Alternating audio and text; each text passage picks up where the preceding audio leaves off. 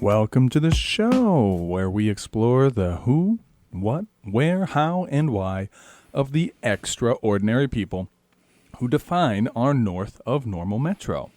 I'm Conrad Fargo, and this is the Fargo Five.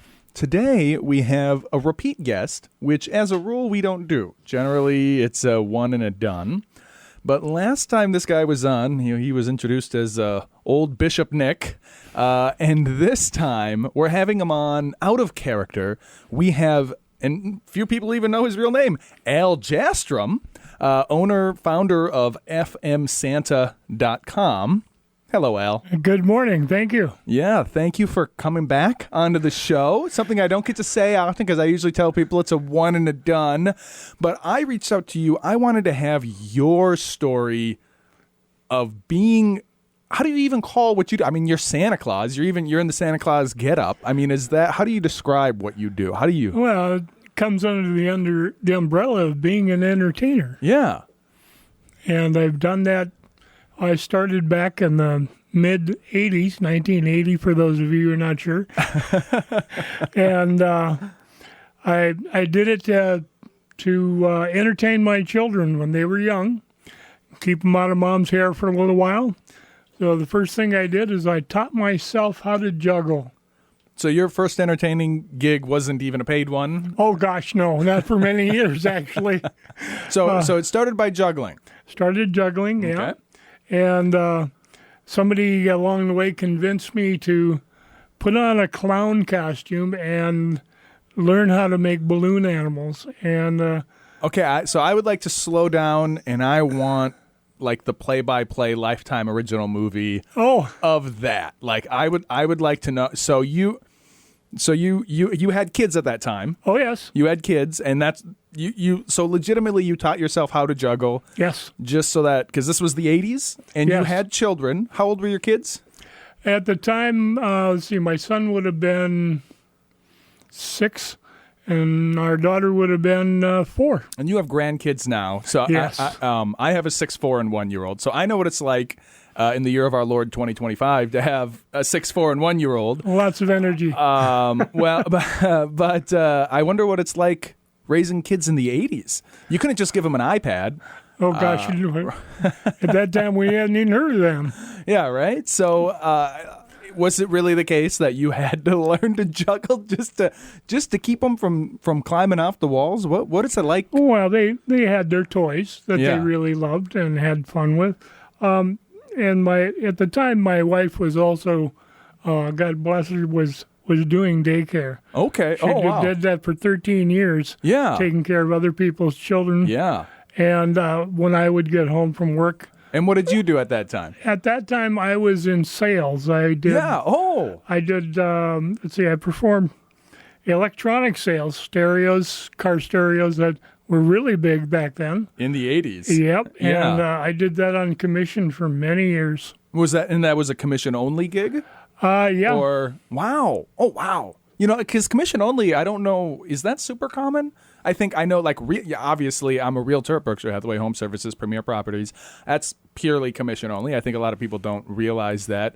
I don't know how many other gigs are like that. I know, like, financial services are often that, but it was an electronics, like, selling.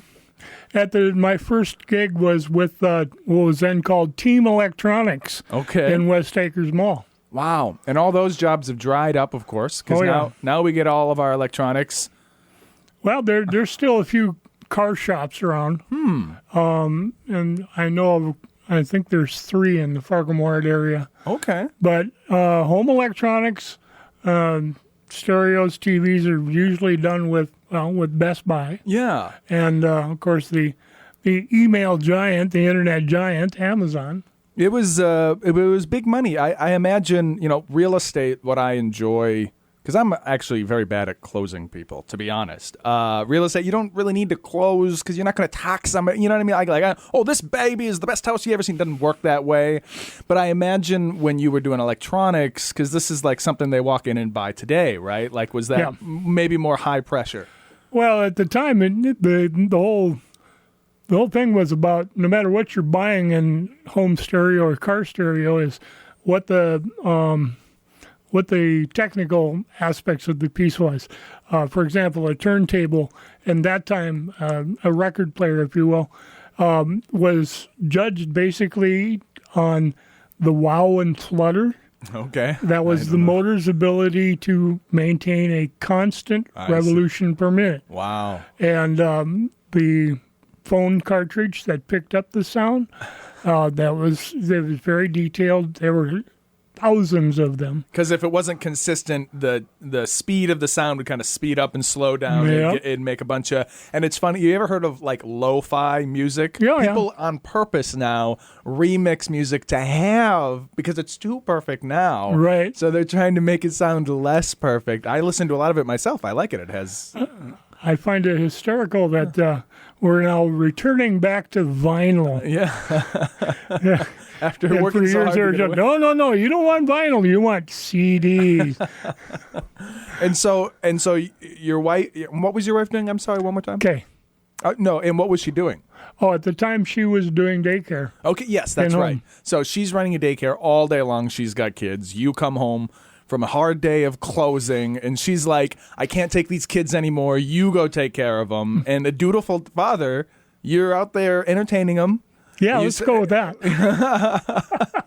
Well, I mean, really. And so you're like, I can't keep these kids entertained. So juggling? Why juggling? Like just whimsy or? Number one, we had, with all the toys around the house, there was always an assortment of things that could be thrown. Okay. So I learned to toss them 3 at a time to begin with. And So this isn't, you didn't take a course or anything. You're just kind of, No. you're just figuring it out as you are. Well, we didn't have the internet. There was no way to really, unless you knew somebody who Yeah. already did that. And you didn't know somebody. No, I didn't. So you're just throwing them around, messing around with your kids. Yeah. And then one day somebody walks up, or what? How does that, like, really? Then the clown suit? I learned that, and then the next thing I learned was balloon animals, and there I got a book from the local library Okay. to learn the basics. And in those days, it was exceptional if you could do 4 or 5 animals. Yeah. That was about it. And this is still just in the service of keeping the kids entertained. Keeping them happy, yeah. Wow, what a great dad. And then so how does it, so you were never thinking, and I'm going to go make money doing this? No. Never was on the mind. No. Okay. The company I worked for part-time at that point was having a grand opening for their store. The owners knew me personally and knew that I did these things for my children and wanted to know if I'd be willing to do it for them in their grand opening. Really? So they solicited you? Yes. They said, it'd be great. And did you have a beard at this time? No. Okay. Which I can't I even didn't imagine. have gray hair either. So, a young Al Jastram, friends with these guys, and they say, please come out in front and just lure people in. And how did they compensate you for that? Oh, I was given a very small stipend by then. Yeah. By today's standards, it was almost nothing. It wasn't even minimum wage. Yeah, I'll bet. But it was something that I offered, I shouldn't say, I agreed to do for them. Yeah. And it was something that I had no knowledge of it being a business. Yeah. A short time later, people got wind of it and started asking me to do more and more things like for birthday parties. So people kept soliciting you. Yes. They kept saying, please come. And so you were wearing for the opening, you were wearing a clown costume? Yes, a homemade clown costume and makeup, and I looked frightful. And they asked you to get the clown? They wanted you to juggle. Yeah. Whose idea was the clown costume? Well, they said, kind of mentioned it offhand. Do you happen to have a clown costume that you can wear too to really dress up the thing? And you were like, sure. And I was lucky enough that my wife was a really good seamstress, and she made me a basic jumpsuit, something very, very basic. Yeah. The makeup I did was frightening. What was I that? saw pictures of that recently. And thought, Yeah, oh my and you look like the gosh. Joker, right? Oh, like, not even that good. Oh, I would kill to see a picture of that. That's amazing. No. It's gone. Bye. Buried. And then, but you must have done a good job.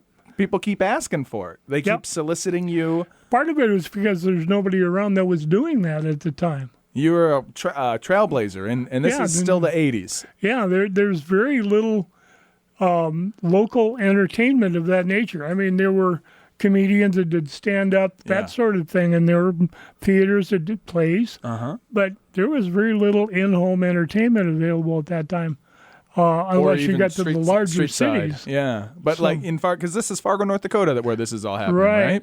So if anybody who saw an entertainer in the 80s saw a clown, was it always the same clown suit then, or were you? I mean, basically, what you're saying is you're the only one. To be honest, I wasn't out that often. Yeah. In the first 5 years, I probably did 2 or 3 appearances a year. Okay. Yeah. So there wasn't much there, and I never really thought of it as a business. Yeah. People just kept asking you, and this whole time you're selling electronics. Yeah. And you're like, sure, on the weekend I'll go make some scratch for the kids. Yeah, and like I say, it wasn't all that much to begin with. It was whatever the family or the business was willing to throw my way. Yeah. And so when did you say to yourself, people keep asking me for the money, I'm going to hang out a shingle, I'm going to start entertaining, forget this sale. When was it the collapse of the electronics market? Was it in the late 90s or when was the progression I had actually moved on from the electronic sales. I started doing I was a buyer for a local hospital.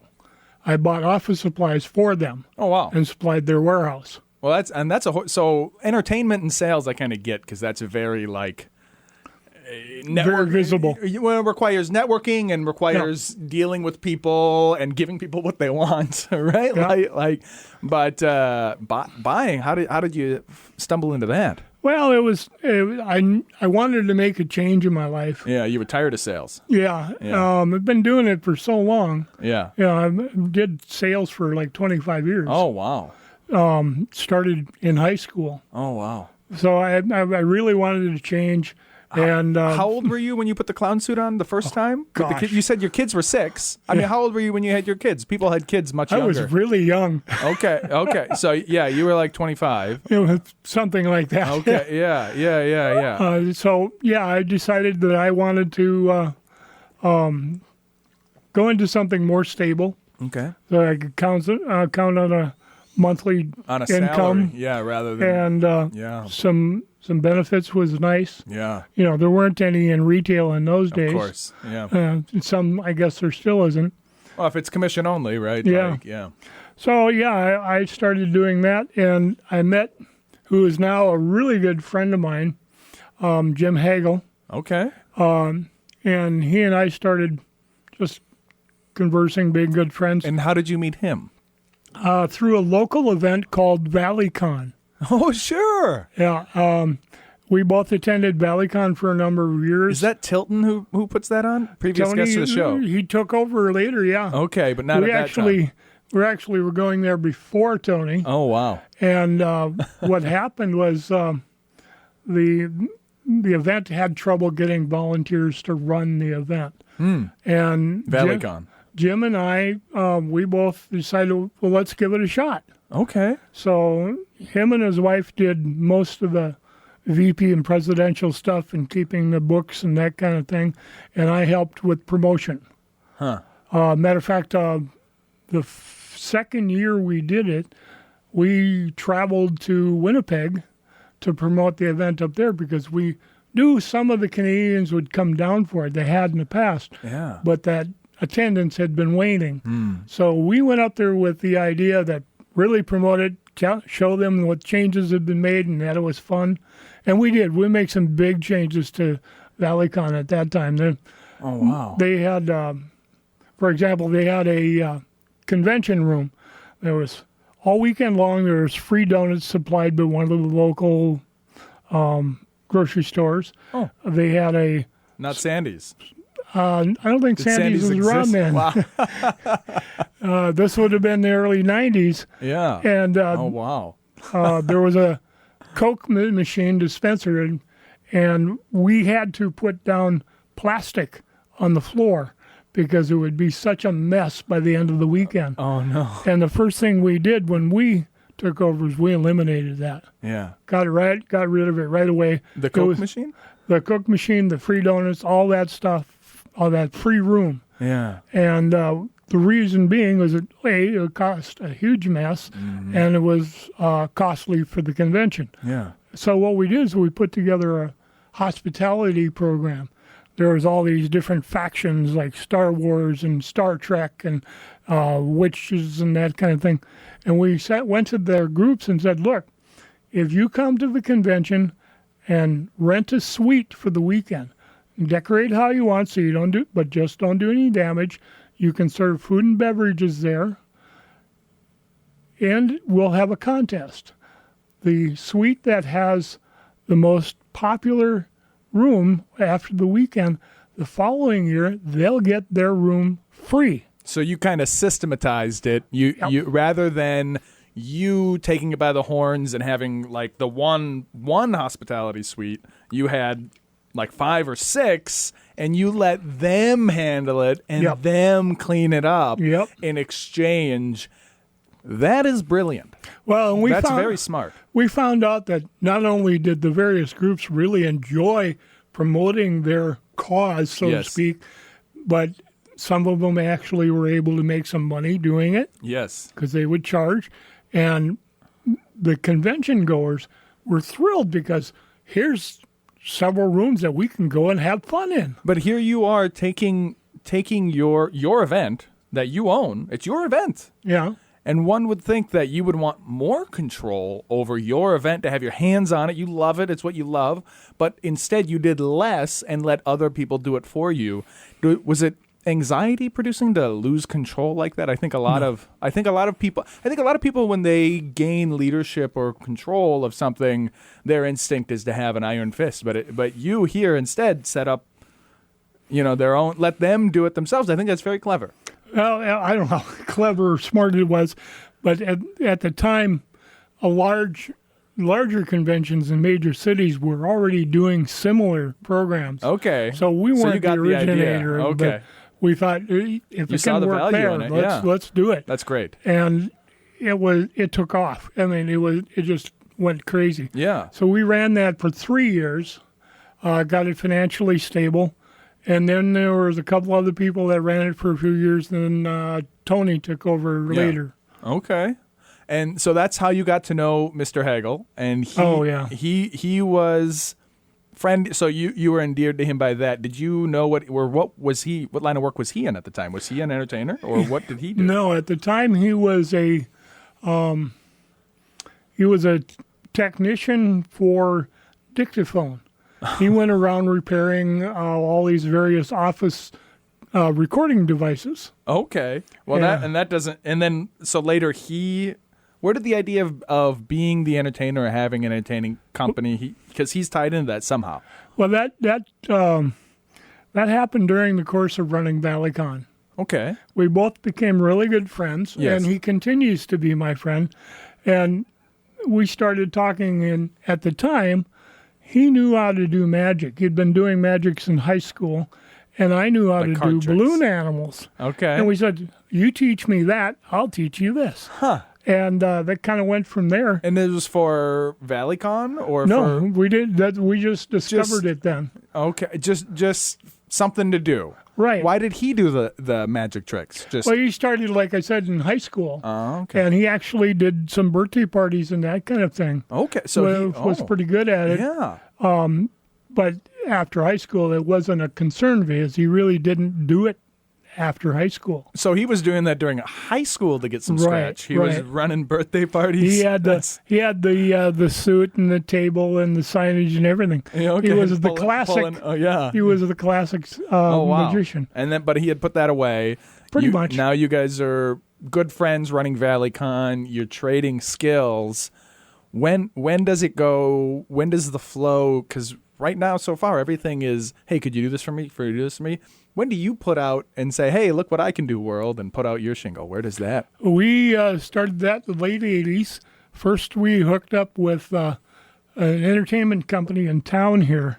We tried working with them for a couple of years, but we found we couldn't get the bookings we wanted, or the bookings we got were less than what we were capable of doing. But you guys both went to an entertainment company in town. Can you tell me more about? So when did you guys decide to do that? Like, what was that?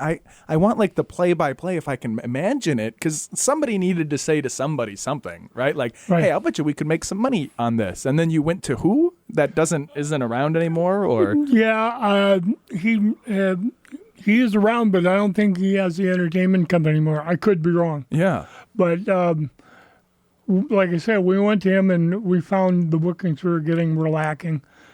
All they wanted us to do was show up and do balloons for an hour and go away. We wanted to entertain people, and we made balloon animals as entertaining as we could. The two of us would trade dad jokes back and forth and with the kids, and we started. So we broke out on our own. Our first gig on our own was the Fargo Street Fair. Okay, and so you, again, I want to try to picture... You guys are in the basement practicing together, and you're like, this guy we're working with. Do you not want to name drop him? Or okay, this guy we're working for, whomever he is, it's not really working. Let's go out to the street fair. So did you pay for a booth, or how did that? What was the idea there? I contacted the director at that time of the street fair. Oh, directly. And I said, what's the chance that you would like some entertainment? Here's what we can do for you. Huh. And we'd love that. That would be wonderful. So we would go from block to block at intersections and set up our pump and our air pump and a table. And at the time, our traveling circus, so to speak, consisted of two 40-gallon garbage cans painted bright yellow. And we would flip the top. We would store everything in it, and we would flip the top when we get to locations where we had a table. Yeah. And balloons would go there. The pump would be off to the side. With the pump, I still have it. It was about 4 feet tall. Yeah. And one push on that one, and a balloon animal is full. So we can do them fairly quickly. And our repertoire grew to about 200, 250 animals, motorcycles, butterflies, flowers, you name it. Yeah. And that didn't include the enormous amount of hats that we could do. A lot of people really enjoyed the hats that we did. Balloon hats. Exactly. Yeah. And we did that for a few years at the Fargo Street Fair and some other events. And then we started working on, this isn't satisfying enough for us. We need to abuse ourselves some more. So we started promoting ourselves to do magic as well, doing full-on stage shows. But before we put anything together, the two of us decided to go to clown school. Really? We went to the Priscilla Mooseburger Clown School in southern Minnesota. At the time, it still is run by Tricia Balfin, who is a former Ringling clown. Okay. The year that we went, the boss clown was Glenn Little, God rest his soul. He was a Ringling Brothers boss clown on the gold unit for, 25, 30 years. Yeah. And taskmaster. Loved the man, just couldn't get enough of being around him. But we're on a hill in 95-degree weather during this school. Full makeup, full costume, and we're doing traditional circus skits. And so at this point, you would really on your own. You had done a few. You had used an agency. You weren't satisfied with that. You tried on your own. When you were doing it at the fair, how were you compensated? Like, obviously, you wanted to do more. So were they paying you, or people were giving you tips, or how was? They were paying. They paid us a contract fee. Okay, yeah. So you solicited them, and you said, "How would you like that?" And it'll be X dollars. Yeah. Okay. And so you're like, "I want more of this." And before we expand, let's go get a degree, right? So you. Well, we did, and like I say, we learned from the industry best at the time. Yeah. People really knew what they were doing. We both bought new costumes while we were down there, so we looked more professional. Yeah. We learned how to do more professional makeup. Yeah. And when we came back, we jumped in both feet, and we spent many, many years touring the area as clowns. Grand Forks, Aberdeen, Minneapolis, Bismarck, Winnipeg. I mean, all over. At Clown College, are they teaching you mostly how to be entertaining? They must teach Yes. you the business aspect of it as well, some of the solicitation, or not so much? Not so much. It was Wow. mostly about Wow. being a good performer. It really is just like, here's how to entertain people. Yeah, and Oh, wow. our first actual stage show, both of us got done. And so, I mean, we put together a show, Yeah. but we were nervous as all get out. By the time we got done, though, and off stage, we both went, "We got to do more of this." Yeah. And Yeah, we absolutely. did. We had so much fun. The reactions we got were so positive, and it was just a great time. Well, I think you find that a lot. Entertainments, anything in front of a crowd, there's nothing like it. The live feel of a whole group of people, right? And that's very, very addictive. Oh, yeah, addiction. I don't know of a bigger drug or better drug than that. Are you okay there? Did you need Yeah, a I just needed to stand up for a minute. different seat? Would a different chair work for you? I'm good. Okay, just switch into standing. Yep. Does the camera still have you there? Yep. Okay, Unfortunately. Sorry, people. No, the visual aspect is very important. Got all right. So, Clown College, which really taught you how to rock it, and then you start doing your own shows. Yes. How does it become? So, how long did you do clown? When did that become Santa? Santa had to be seasonal at first. Santa was actually about the same time and almost before that. When I started working for the hospital buying office products, the first year that I was there, I was the new guy. Yeah. And good size. I didn't have a beard. But my supervisor came up to me, "So you're the new guy?" I go, "Yeah." He goes, "You get to put on the suit this year." And I go, "What do you mean?" And they had a Santa suit that they rented, and they had a feast day, they called it, every November. And the idea was for all of the employees to get together and have a lunch together. And we still took care of the patients, obviously, but it was something to get us all together. And once again, first pictures had this imitation beard, or they call them designer beards nowadays. I think mine was bought at Walmart for $12. I don't know. $12 is a lot of money back then, though. No, Well, didn't feel like it. It was pretty bad. yeah, and it's got these straps that go around your head, and by the time you wore it for an hour, it's starting to saw your ears off. Yeah. So after a few years, I think I did that for 3 or 4 years for them. And part of the agreement I had with them is that I'll tell you what, for as long as I work here for you, I'll wear the suit, Yeah. provided you buy the suit and I'm in possession of it, not only now, but when I leave. Oh. So, yeah, we'll do that. Wow. And That's a sharp deal to make. yeah, well, thank you. I mean, you've got some pretty good business insight. I mean, I talk with a lot of different entrepreneurs. I meet a lot of people. I hear their story. Yeah. They don't always have things like completely transforming a convention in order so that it runs itself rather than you doing everything yourself, or negotiating a suit deal so that when I leave, I get to take this with me. That's very clever. Well, and of course, people knew from seeing me that I had the suit. So Yeah. I started to get invitations to parties and to, Christmas visits. And So that again, kind of thing. people are soliciting you. Yeah. Okay. Was it before you came back from Clown College that was part of your menu of services? Like, That was very close to within a couple of years before that. yeah. And so people would contact you and just say, "I'm looking for some entertainment on this day," and you Yeah. would have like a full, was it like a one-pager that you would hand out, or how would people get a sense for what you could do for them, or how did you reach Verbal. It It was all verbal. It was all word of mouth. I mean, did Yeah. you do any kind of advertising or anything? No, not really. Right. Yeah, even today, perhaps. I mean, right now you've got fmsanta.com. Correct. And I do.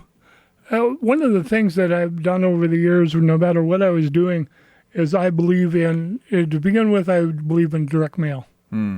I would find the addresses for places where I wanted to work at. Yeah. You know, a big buyer for our services were park districts. Oh. Park districts and fairs. And I would send them letters. This is who I am. This is my partner. This is what we can do. This is this is what we've done so far. Yeah. You can contact this person for references. And we would get a call and say, yeah, how much to come and do this at our event. And is that still your so yeah, I guess, I guess I didn't really know what I was thinking, but I was almost picturing that you would be hired as an entertainer by people, but I guess as I think about it more and as you're explaining it, it's probably more organizations that hire you then, or over the years, yeah, that's been our biggest employer has been events and organizations rather than the individual. Yeah. Okay. And so as you went on, you've hung it out. You were always doing the Santa even before clown college. But at some point, that seemed to have overtake all of it, right? I mean, you don't wear the clown suit anymore. Well, when's the last time you put on a clown suit? I had to stop wearing the clown suit and the wig and the makeup and all that because I got heat exhaustion. Oh, no. There was a particular event that we had performed at for years down in Aberdeen, and this year I had to go solo. And the contract was for me to do 4 shows a day, 2 days in a row. Oh, wow. And when I drove down there, the average temperature that week was in the 60s. Mm-hmm. Saturday and Sunday, the days I performed, it was 97 degrees and 90% humidity. And you're wearing layers and layers and the makeup and the I wig. was sick for about a month after that. Oh, no. And it was talking to Jim about the experience. We both decided maybe it's a good idea that we can entertain people without all of the flowers and the makeup. Yeah. So then we became comedy magicians. Yeah. We wore Hawaiian-type shirts. And stuff that wouldn't be too warm. And you guys were you a 2-man act, though, at that time? Or you were, okay, so it was like a Penn and Teller kind of a thing? Like what? Oh, I wish. Okay. But I mean, like, was one of you the straight man and the other was the big? Or how was your dynamic? So the personalities between Jim and myself is that although Jim is really good at imagination, I'm the dreamer. Yeah. I'm the guy who goes, what if? Mm-hmm. Jim was the person that nuts and bolts. How do we make that work? Yeah. So he was always very good at putting things together and grounding me. But I know on stage there were some times when he would just look over at me and go, all right, where are we going now?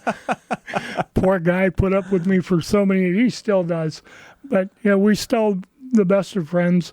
And Jim's woodworking, his ability to shape wood for different things was phenomenal. Yeah. He actually, when we were doing the clown phase, he actually built a small circus wagon. We could haul all our props in for any event. It looked like a traditional circus wagon, had signs on it, posters of what we did and how to get a hold of us, that type of thing.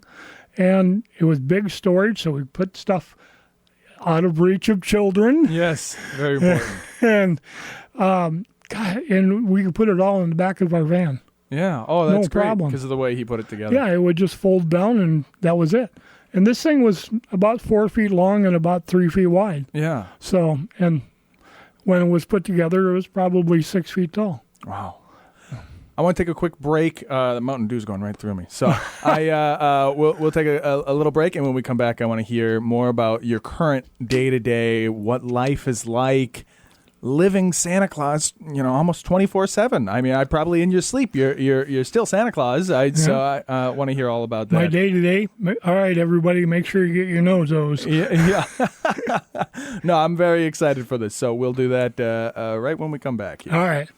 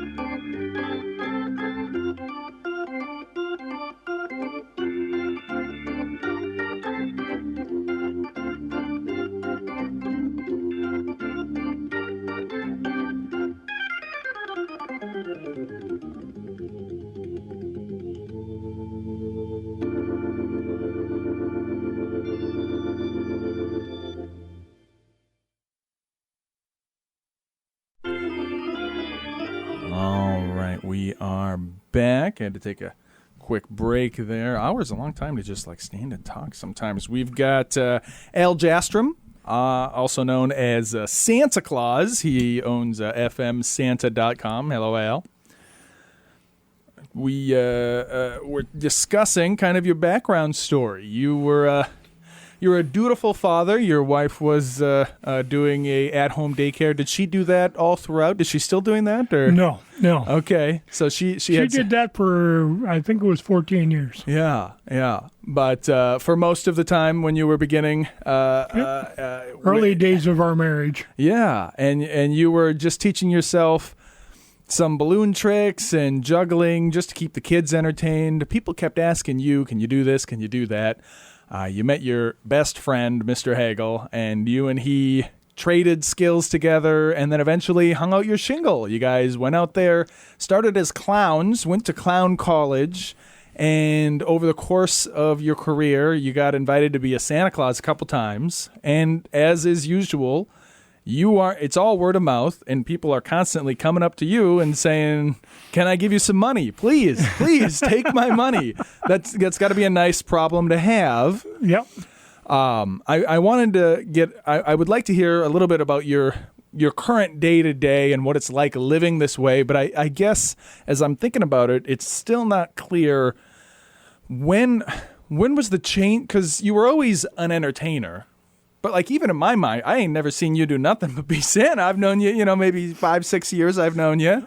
And I mean, you all day long, it's September 2nd and you're wearing a Santa outfit to here, right? You've got the suspenders on. Santa is what you do day and night now, right? And pretty much. When did that become not the part-time costume, but when did that become the full-time identity? How did that come about? I guess it came about when my grandchildren came about. Okay. Oh, wow. One of the things that I've always have been very firm about is that my grandchildren never get cheated of the possibility of meeting somebody of a mythical size. Not necessarily me. Yeah. But I didn't want to take away the experience of, say, meeting a Santa Claus for the first time and have them think, "Oh, my grandpa does that." Huh. I wanted them to get that experience.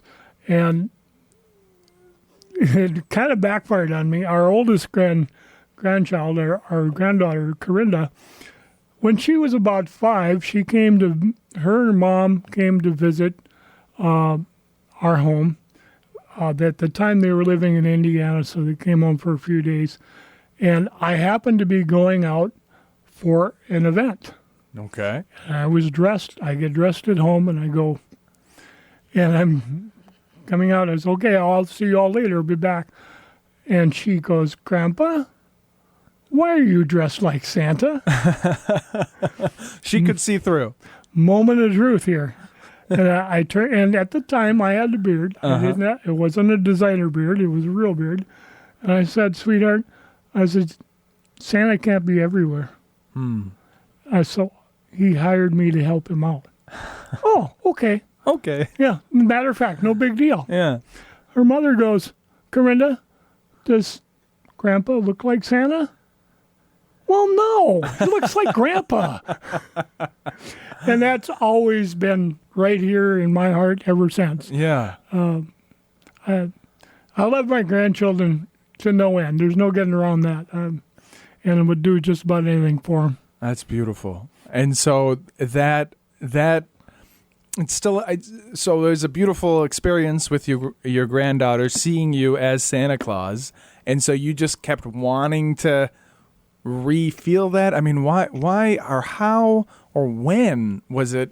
Your grandkids had that in there, but why? Because when's the last time you wore the clown costume? Oh gosh, that would have been, I want to say, 2020. Yeah. Okay. Oh, that wasn't so. No, earlier than that, 2016. Yeah. Okay. Yeah, because I think I met you 2019, something around then. 2016 sounds about right. I could be wrong. Yeah. And when did you launch FMSanta.com? About 5 years ago. Okay. Yeah. Okay. So it really is. While you've been entertaining for a long time, you've had this constant persona because it's still full time, right? Or are you semi-retired and Santa's the only thing you do, or is it full-time Santa work? I'm retired, but in what I have, I'm retired from everyday work. Yeah. I have gotten to the point where I have, besides Santa, yes, for friends that have had office openings, whatever, I've done magic and I've done balloon animals. Yeah. Myself and Jim have occasionally done stand-up. Oh, still. Yeah. Stand-up and improv, I've done both. Wow. One of the things that we both picked up over the years as entertainers is dad jokes. Yeah. I mean, I have a catalog of dad jokes, and it never ceases to amaze me. Children have a fascination with them. Yeah. And, the adults sit around and just go, oh, gosh. But the kids just think it's hysterical, and they want to keep up with you. So they tell you whatever joke that they can come up with. And, occasionally I'll get that, hey, what's an orange? I don't know. It's orange. Okay, and they'll just go off laughing. And they don't quite get it. And that's great. The fact that they want to do that for me is great. My love comes from the fact that no matter what I've done over the years, entertaining, I love to see the smiles, and the laughter is just like candy to me. Yeah. I love it. And I've had so many great experiences as a clown, as a magician, and as Santa that I never wanted to end. Yeah. The sense of, the look of wonder in a child's face when they see Santa for the first or the 51st time is amazing. And the things you hear are just incredible. And if you go to my Facebook site, Santa Al Jastram, you'll find one of the stories I've written, and I've been encouraged to write more. But this particular one deals with a child who, although she was about 14 or 15, had the mind of about a 7-year-old. And the experience I had with her was just so both heartbreaking and inspiring that I've retold it a few times to the delight of adults everywhere. Yeah. And Santa is not just for children. Yeah. I have done events, home parties, where it's just grown-ups. Yeah. They want to hear my experiences, and I have a lot of them. Uh-huh. And I am not shy to share most of them. Yeah. But I really do. I love that look of wonder in a child's face. Yeah. Or the laughter of an audience. It just fills me. Well, and it's so because you said you're retired. I would say semi-retired. You were just this last winter. You were at my daughter's YMCA. Where you were sitting, and that's not like a huge crowd because you're kind of sitting there as they filter through. So that's right. You seem like you're in a position to be a little bit picky and choosy. But it's not all giant crowds that you're doing. Oh, no. It used to be. And in fact, the Santa work probably is less crowd work and more, or how? Not necessarily. Yeah. I have been for several years a representative for North Dakota agriculture and their Pride of Dakota events. Yeah. So we're Bismarck, Minot, Grand Forks, and Fargo. And those events in 2 or 3 days will have 10,000 people come through. Yeah. So wow. Large crowds are not a stranger to me. Yeah, you're still doing large crowds even. Yeah. My favorite time, though, is when I can spend time with children and tell them stories. Mm. I am, by nature, a storyteller. Yeah. And that comes from sales background. Yeah. And entertainer. I've learned from some of the best in the industry how to craft a story. Yeah. And I've been able to hold the attention of groups of children for many, many, many, many, many minutes. Yeah. Maybe more than I should. Yeah. But yeah, I have a great time with it. And it's not so seasonal even. So you're only doing the Santa now. It's not every day, all day that you have work to do. But do you have a gig pretty much every week now, or how often? Well, what's the seasonality like for you right now? September and October are filled with dates where I visit photographer studios. Families come in, take pictures for their Christmas cards. Yeah. And then my first public event is the first weekend in November. Okay. Pride of Dakota. I think is that here? Yeah, that one's here. And then a week later, there's a Love Your Local business event. Yeah. And then there's another Pride of Dakota. And then I'm in my Mrs. Claus and I are in Detroit Lakes. Have been now for a couple of years on Black Friday. Oh. And then it's off to the races.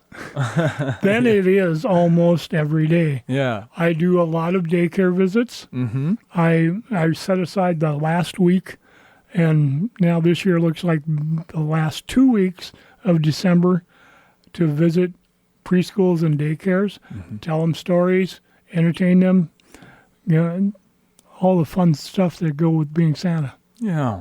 And so what was the spring like for you, and what was the summer like? Is that mostly downtime? You're spending it with your grandkids these days? Or? Well, this spring we spent most of our time packing things up, donating and or selling items that we no longer had room for because we bought a different house. Yeah. We moved from Moorhead over to West Fargo. Okay. A place that's literally half the size of what we used to have. Yeah. So find room for everything. Yeah. Pretty tricky.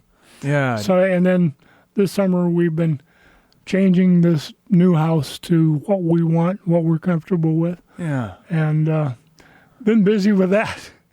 Okay. Now, about 2 weeks ago, I got on my computer and I emailed the event people that book us during December and said, now's the time to give us your date that you would like us to be there before your date is gone. And thankfully, almost all of them have answered. My November, December is just about booked up. You responded you referred to Kay as Mrs. Claus. Mm-hmm. I don't know if that's force of habit, but she dresses up, right? So she's a part of the act. She very much is a part of it. How long has that been going on?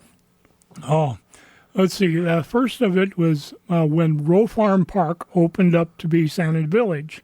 Oh. We were Santa and Mrs. Claus at that event for the first 3 years that Row Farm were open. And when was this? I can't remember dates right now. Yeah. I was also the last Santa that was at Island Park. Yeah. When they had it down there, and then they moved it out to Row Farm. And what was it like bringing your wife on board for that? Whose idea was it? Or you were like, hey, here's the gig, but in order to get in the door, I need you to dress up. And what was she doing at that time? What was that conversation Well, like? that was never a condition.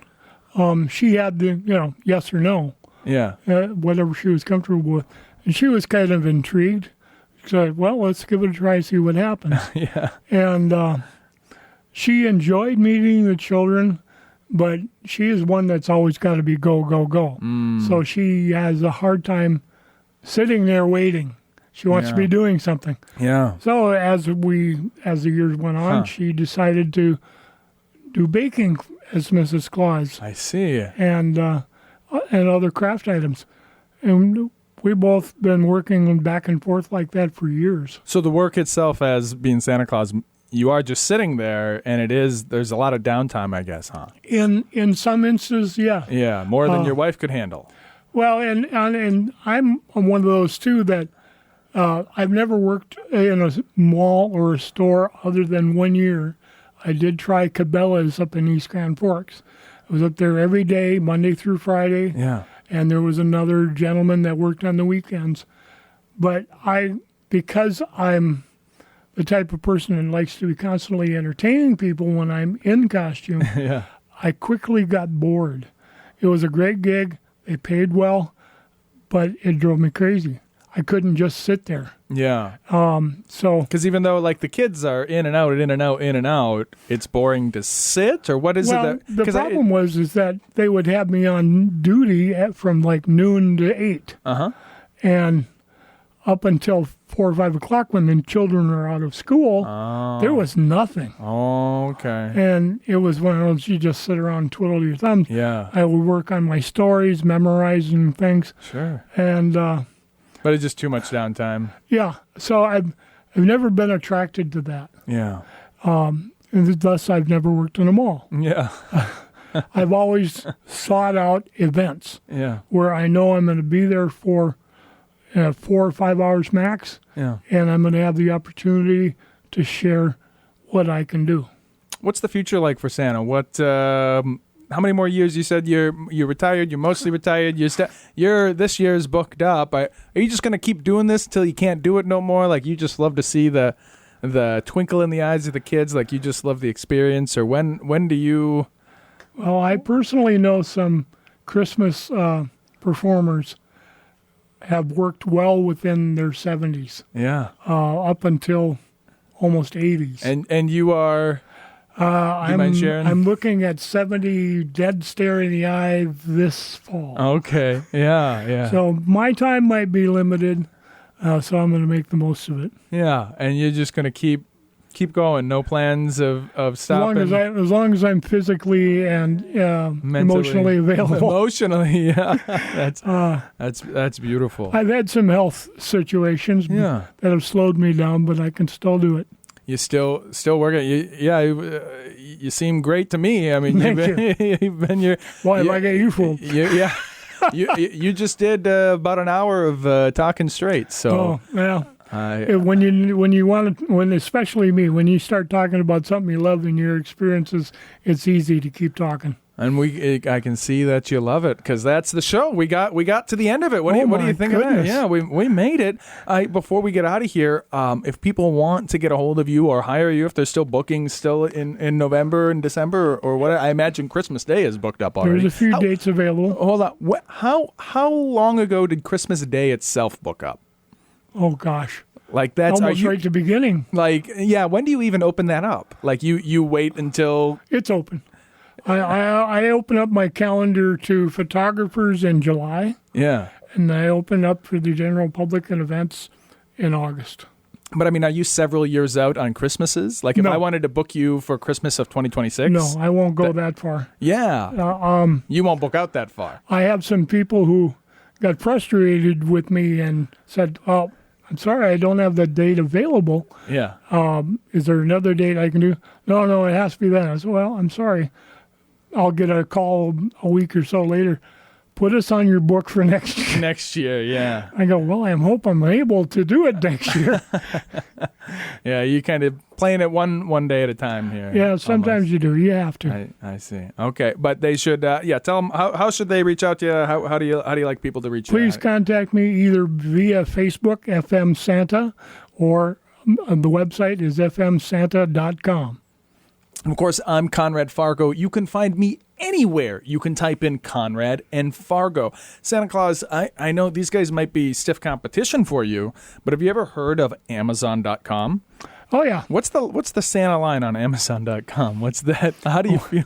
Well, there's over 3 billion children in the world. Yes. Can you imagine having to deliver a toy to each one of those children? So we're in favor of Amazon.com around here. Well, that's great, because if you go there, you can type in Conrad and Fargo. Do you know what happens? What happens? I show up. You show up. Oh, really? This show is on Amazon, has a music service. Cool. And you can listen to it there. You can subscribe, but really anywhere. You can go to Google. You can go to Apple Music. We're on Apple Music. We're on Spotify.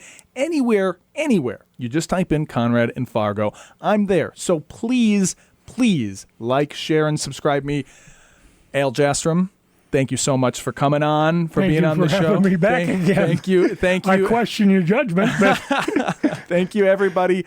And then we didn't talk about your music choice because you didn't have one. So we're going to listen to whatever the robot says. Okay. Which I guess is We Pray featuring Little Sims by Coldplay. We're going to get out of here with some Coldplay.